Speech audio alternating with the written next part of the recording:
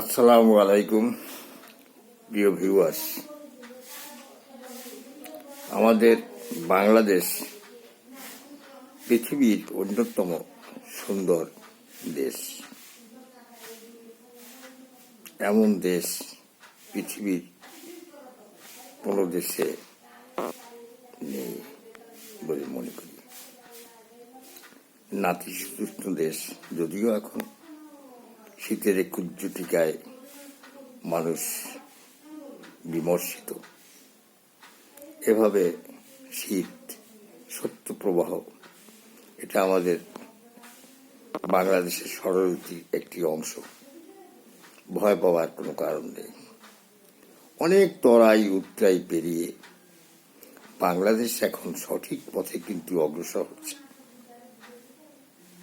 এদেশের আমরা যাই ভাবি না কেন, এই দুর্নীতি, সন্ত্রাস বিভিন্ন পর্যায়ে আমরা দেখতে পাই, তা কিন্তু আস্তে আস্তে দূর হয়ে যাচ্ছে।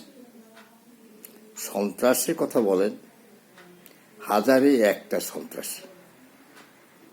সন্ত্রাস কিন্তু বেশি নয়, মনে হচ্ছে অনেক বেশি,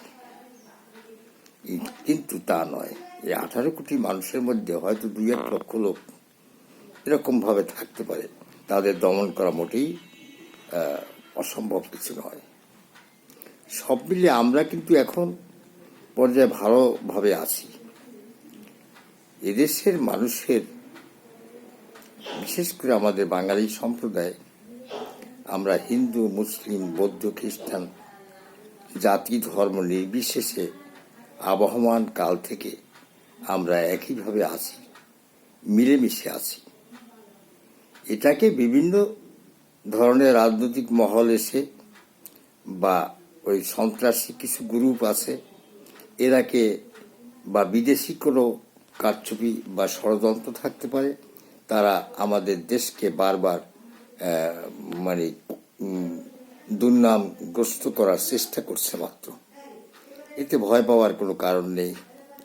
এখন পর্যন্ত আমরা দেখতে পাচ্ছি অনেক রক্তক্ষয়, অনেক সংঘাত পেরিয়ে বাংলাদেশ এগিয়ে যাচ্ছে এবং একটি গণতন্ত্রের পথে কিন্তু এগিয়ে যাচ্ছে বাংলাদেশ, তাতে কোনো সন্দেহের অবকাশ নেই। আমরা দেখতে পাচ্ছি বিভিন্ন জায়গায় বিভিন্নভাবে মনোনয়ন স্থগিত, মনোনয়ন বাতিল, এবং তার জন্য আপিল করা হচ্ছে। হাইকোর্ট আছে, সুপ্রিম কোর্ট আছে, এর মাধ্যমে এর প্রক্রিয়া সুসংগঠিত হবে এবং সুন্দরভাবে একটা নির্বাচন হবে। এটাই গণতন্ত্রের সৌন্দর্য। আস্তে আস্তে আমরা কিন্তু গণতন্ত্রের পথে এগিয়ে যাচ্ছি, তাতে কোনো সন্দেহের অবকাশ নেই, ভয়ের কোনো কারণ নেই। এই দেশে যেমন আমাদের শান্তিকামী মানুষ রয়েছে, এখনো দেখেন এই দেশের মতো মানুষের মায়া, মমতা, দয়া, দাক্ষিণ্য অন্য কোথাও পাবে না। একজন মানুষ অসুস্থ হলে, একজন মানুষ হঠাৎ মৃত্যু মুখে পতিত হলে সবাই এগিয়ে আসি। গ্রামগঞ্জে একটি লোক যখনই কোনো অসুস্থ হয় বা মারা যায়, সবাই আমরা তার পিছনে দাঁড়াই। এমন দেশ পৃথিবীর কোনো কোথাও নেই। সবাই আমাদের মায়ায় ভরা মন, আমরা সবাই মায়া মমতা এগিয়ে আসি। কেন হবে আমাদের ক্ষতির তো কোনো আশঙ্কা নেই। এই দেশ কত সমৃদ্ধশালী দেশ। এদেশে রয়েছে মাটির নিচে অসংখ্য খনিজ সম্পদ, আমরা তো এখন উত্তোলন করতে পারিনি। আমরা এই সম্পদগুলো যদি উত্তোলিত হয়, তাহলে পৃথিবীর সবচেয়ে ধনী দেশে রূপান্তরিত হব, তাতে কোনো সন্দেহের অবকাশ নেই। তাই আসুন সবাই মিলেমিশে একটি নতুন সরকার গঠন করে আবার আমাদের দেশের পুরনো ঐতিহ্যকে ফিরিয়ে আনি। ধনধান্যে ভরা, সবুজে ঘেরা এই সুন্দর দেশ আগামীর ভবিষ্যতের স্বপ্নের দিকে আমরা এগিয়ে যাব। আমাদের দেশের যুব সমাজ, এরাও কিন্তু অন্যান্য দেশের তুলনায় এরা অনেক ভালো। এরা প্রকৃতপক্ষে গাইডেন্স পেলে বা পারিবারিকভাবে, সামাজিকভাবে পেলে অনেক দূরে এগিয়ে যাবে। অনেক মেধাবী ছাত্রছাত্রী আমরা দেখতে পাচ্ছি। এরা অনেক সময় অনেক ট্যালেন্টেড এবং অনেক আবিষ্কারের মনোবৃত্তি ওদের আছে, এদের অনেক মেধা আছে। একদিকে আছে আমাদের যুব সমাজের মেধা, অন্যদিকে আছে কিন্তু মায়া মমতা, এবং অন্যদিকে আছে দৃঢ় প্রত্যয় এবং স্বাধীন চেতা মনোবৃত্তি। এগুলোকে কাজে লাগিয়ে এই বেকার সমস্যা বলেন, অভাব ও দুর্নীতি বলেন, কিছুই থাকবে না। একটি গণতান্ত্রিক সরকার প্রতিষ্ঠিত হলে সব কিছু ঠিক হয়ে যাবে, কোনো ভয়ের কারণ নেই। এখন আমরা দেখছি প্রকৃত গণতন্ত্রের দিকে দেশ এগিয়ে যাচ্ছে। এই বিভিন্ন পর্যায়ে বা আলাপ আলোচনা শুরু হয়ে গেছে। আশা করি আগামী ফেব্রুয়ারির 12 তারিখ যে নির্বাচনটি হবে তা একটি সুন্দর এবং শান্তিপূর্ণ এবং উৎসবমুখর ভাবে অনুষ্ঠিত হবে, এটাই আমাদের একান্ত প্রত্যাশা। আমি একজন সাধারণ ক্ষুদ্র কবি সাহিত্যিক হিসেবে দেখছি যে আর আমাদের কোনো সংঘাত নেই। আমরা সুন্দর গণতন্ত্রের পথে এগিয়ে যাচ্ছি।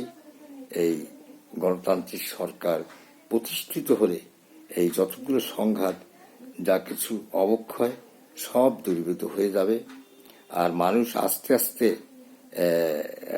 শিক্ষা গ্রহণ করছে যে অন্যায় করলে কেউ পার পায় না এবং দুর্নীতি করে সে টিকে থাকে না। যেমন দুর্নীতি করে যারা সম্পদ অর্জন করে তাদের বিচার কিন্তু আল্লাহর পক্ষ থেকেও হয়, এটাও সম্পূর্ণ বাস্তব। মানুষ ভাবে যে এই দুর্নীতি করে আমার কেউ কিছু করতে পারবে না, না, হয়তো আইনের ফাঁক ফোকর থেকে বেরিয়ে গেলেও কিন্তু আল্লাহর পক্ষ থেকে এমনভাবে অসুখ বিসুখ বিপর্যয় নেমে আসে, সেখানে কেউ রেহাই পায় না। তাই আমি বলবো যে এত রক্তপাত, এত সংঘাত হওয়ার পরে এই দুর্নীতির মনোবৃত্তি মানুষের মন থেকে মুছে যাবে। কারণ দুর্নীতি করার কেউ সাহস পাবে না। আর দুর্নীতি করলে একদিকে হবে আইনি শাসন ব্যবস্থার আশঙ্কা এবং আল্লাহর পক্ষ থেকে গজব নাজিল হবে, এটাই বাস্তব।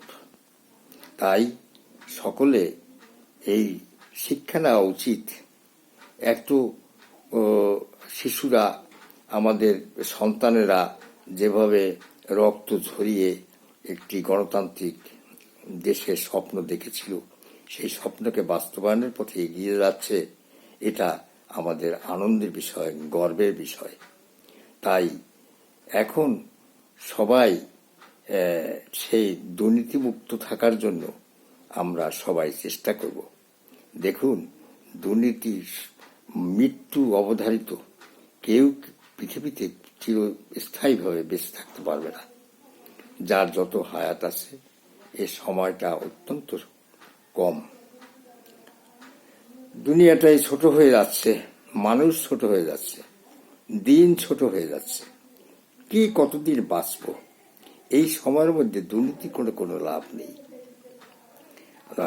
রাশি রাশি অর্থ সংগ্রহ করে সে অর্থে শান্তি আসে না। যারা অবৈধ পথে অর্থ অর্জন করে তাদের সে অর্থের কামড় আছে, তারা কেউ সুখী নয়। আর সৎভাবে দৈনিক 500 টাকা 700 টাকা একজন ইনকাম করে একজন শ্রমিক মজুর, একজন, তারা দেখেন কিভাবে শান্তিপূর্ণভাবে তার ভিতরে একটা রহমত বর্ষণ হয় এবং সুন্দরভাবে তার সংসার চলে। আর যারা দুর্নীতি করে হাজার হাজার টাকা দৈনিক 10,000, 20,000, 50,000, 1 লাখ টাকা ইনকাম করে, তাদের মধ্যে সংখ্যা থাকে, অসুখ বিসুখ থাকে, পরিবারের অশান্তি থাকে।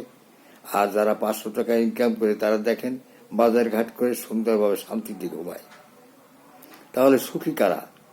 সৎ পয়সায় যারা অর্জন করে সংসার চালায়, যারা বেঁচে থাকে, তাদের কিন্তু একদিকে থাকে না অসুখ বিসুখ, একদিকে থাকে না মনের অশান্তি, পারিবারিক অশান্তি থাকে না। তারা স্বাভাবিকভাবে জীবন যাপন করছে। তাই আমরা কি পারি না যে বড় আকারে দেশের অর্থ লুটপাট করা থেকে বিরত থাকতে পারি না? আর থাকা তো উচিত না।